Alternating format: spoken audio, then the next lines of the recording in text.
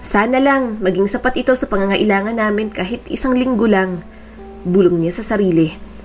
Nang makarating sa kanilang tahanan, labis ang ngiti na sinalubong ng kanyang ina. Alam kasi nito na ngayon ang sweldo ni Karen. "Oh, ano? Kumusta?" tanong ni Laila, ang kanyang ina. Gusto niya sanang matuwa dahil kinumusta siya nito. Ngunit agad din naman itong nawala nang dugtungan nito ang sinabi.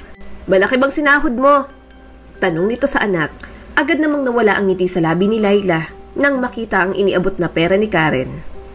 "Ito lang, hindi pa nga to sapat sa mga gastusin natin dito sa bahay.